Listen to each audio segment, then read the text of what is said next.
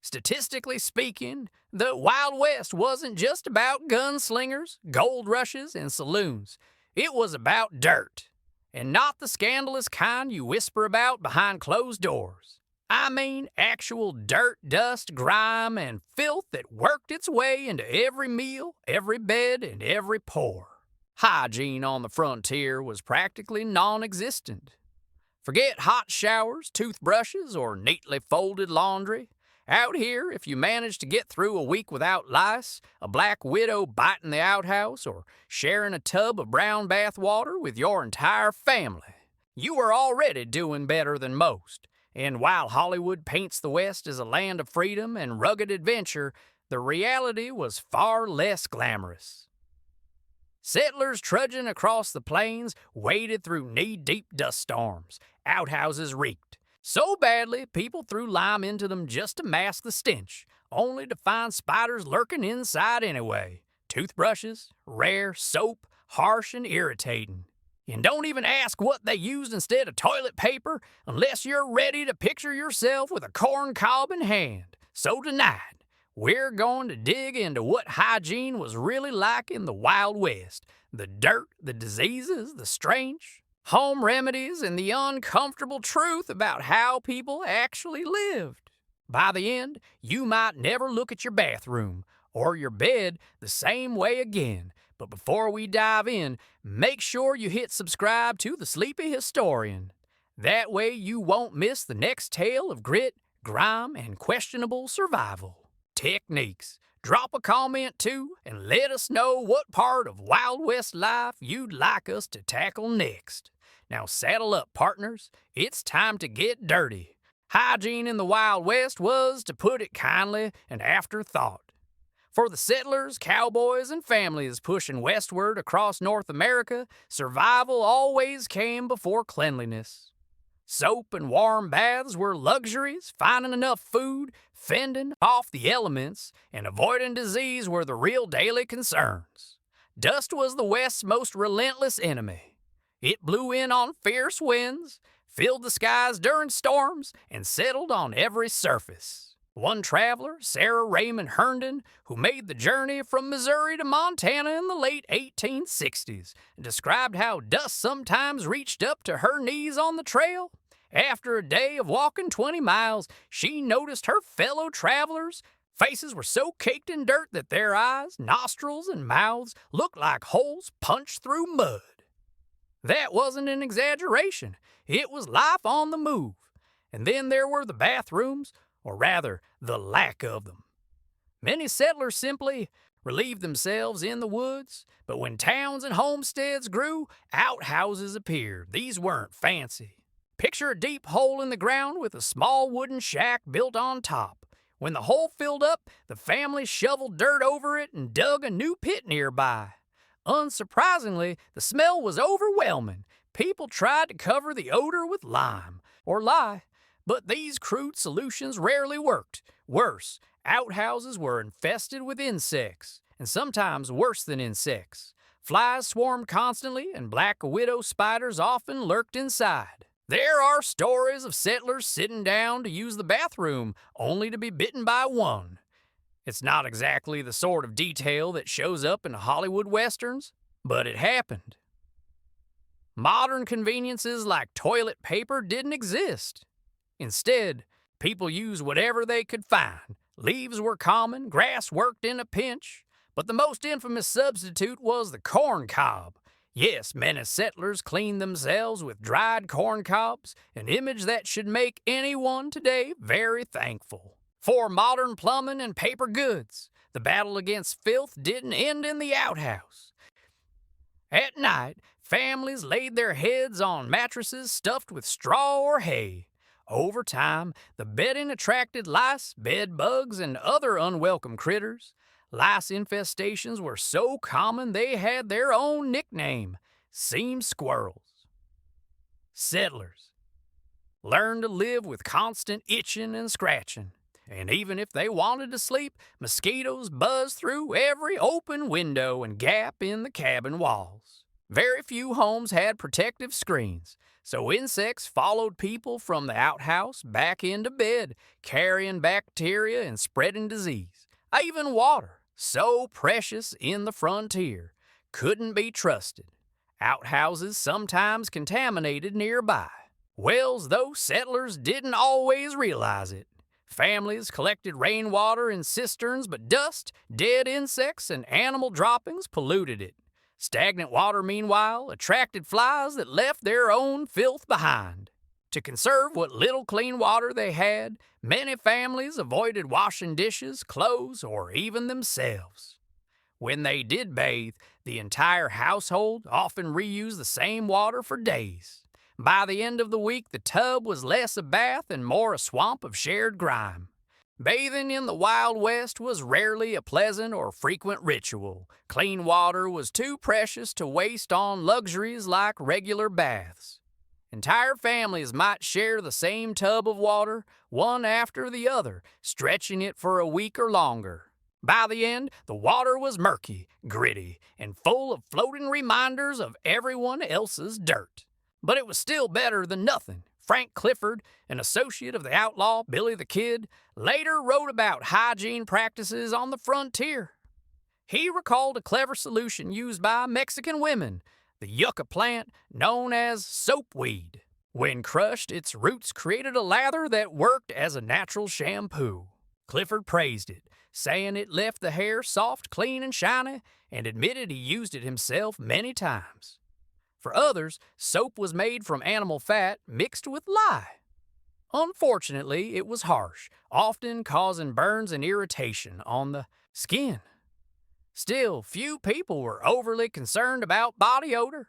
In fact, many believed too much bathing was dangerous. The thinking of the time held that frequent washing opened the pores, leaving the body vulnerable to illness. As a result, skipping a bath wasn't considered lazy. It was considered sensible. Shampoo alternatives ranged from the natural to the bizarre. Some cowboys, too tough for soap, used whiskey. Whiskey in the West was a cure-all. It disinfected wounds, relieved pain, and when mixed with lavender or castor oil, doubled as hair cleanser. Afterward, hair was rinsed with rainwater or water softened with borax. Women often followed brushing or combing with curls made by heating pencils or irons. Hygiene in public spaces wasn't much better. Inside saloons, for example, spitting was everywhere. Chewing tobacco was wildly popular and men spat into spittoons or directly onto the floor. Saloons sprinkled sawdust on the ground to absorb it, but the mix of saliva and germs created a breeding ground for disease. Pneumonia, tuberculosis, and other illnesses spread quickly. Some travelers even rented space to sleep on saloon floors, unaware they were bedding down in a layer of spit-soaked sawdust. The problem grew so severe that some towns outlawed spitting in public. Train stations posted warnings. Spit on the platform and you could face a $500 fine, a year in prison, or both. It was one of the few hygiene laws enforced with real seriousness. If cleanliness was rare for men, it was only slightly better for women. Modesty made full baths difficult. Most settled for washing their hands and faces each morning. Laundry was done when possible, usually by rinsing clothes in the nearest stream. But water that washed clothes often doubled as drinking water. Unsurprisingly, this helped diseases spread. Water was at the heart of hygiene in the Wild West, and its greatest danger. Homesteaders sometimes built outhouses too close to wells, causing waste to seep underground and contaminate the water supply. Families downstream paid the price without ever knowing why they were falling sick. Even collected rainwater was unsafe. Cisterns filled with runoff often contained dust, insects, or animal droppings. Stagnant water attracted flies which left waste behind, carrying bacteria with them. When families drank, bathed, or washed dishes in this water, they unknowingly exposed themselves to serious illnesses. Diseases spread rapidly in such conditions. Cholera, in particular, became one of the most feared killers of the 19th century. Frontier. Outbreaks swept through wagon trains, army camps, and Native American communities. Among Mormon pioneers, cholera killed thousands, and many believed it was a punishment from God or a test of faith. The disease did not discriminate, but it often left certain communities scapegoated. In Dakota Territory, for example, Russian immigrants were blamed for an outbreak. One doctor sneered that they were lower-class peasants who were filthy in both habits and appearance. In truth, cholera was spreading everywhere, claiming lives across 18 states and territories by 1873. It was not the fault of any one group, but of the unsanitary conditions shared by nearly everyone on the frontier, for cowboys, soldiers, and travelers. Constantly on the move, bathing was infrequent at best. A dip in a river or stream was a luxury usually reserved for summer. In winter, most simply went unwashed for months. Cowboys spent long days in sweat and dust, wearing the same clothes for weeks at a time.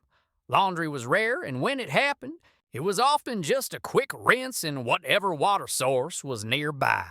Despite the rough conditions, grooming still mattered, especially in town. Cowboys might ride for weeks without bathing, but when they reached a settlement, many treated themselves to a haircut, a shave, or even some scented hair tonic. Hair trends varied. Wild Bill Hickok was famous for his long flowing locks, as was George Armstrong Custer, who reportedly scented his hair with cinnamon oil. By the late 19th century, however, short hair became fashionable again. Women, meanwhile, often curled their hair after washing or brushing, sometimes using heated pencils as makeshift irons. Shaving was usually done with a straight razor, though not everyone followed this practice. Archaeologists excavating Deadwood, South Dakota in 2005 discovered evidence that Chinese immigrants living there plucked their beards hair by hair with tweezers instead of shaving. Painful, yes, but effective. Oral hygiene was primitive in the Wild West. Toothbrushes were rare, and toothpaste, as we know it, didn't exist. Instead, people often used their knives to pick food out of their teeth. Some stagecoach stops and saloons even provided communal toothbrushes, an idea horrifying to us today. When teeth became unbearable, the solution was simple: pull them out. Skilled dentists like the famous Doc Holliday existed, but they were exceptions. More often, barbers or even blacksmiths did the job, yanking out teeth with pliers-like tools. No anesthetic was used. Whiskey was the only painkiller, and most patients made sure to drink plenty before, during, and after the procedure. Taken together, life in the Wild West was dirty, itchy, smelly, and often deadly. Dust coated everything. Outhouses bred disease. Bathwater was shared until it turned foul. Soap irritated the skin, spittoons spread tuberculosis, and lice crawled through every bed. Even the smallest indulgences, like scented hair tonic or a dip in the river, felt like luxuries. Hygiene wasn't just inconvenient, it was dangerous. Poor water led to cholera epidemics. Shared towels, spittoons, and bathwater spread germs faster than anyone understood.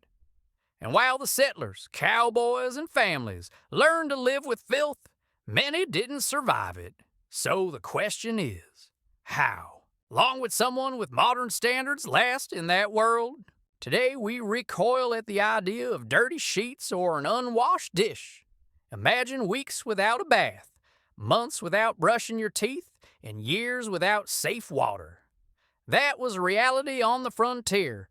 The Wild West may conjure images of dusty duels and adventurous cowboys, but the truth is less glamorous. It was a place where soap was scarce, water was risky, and disease lurked in every saloon, cabin, and campfire. Surviving the frontier wasn't about who could draw fastest. It was often about who could endure the filth the longest.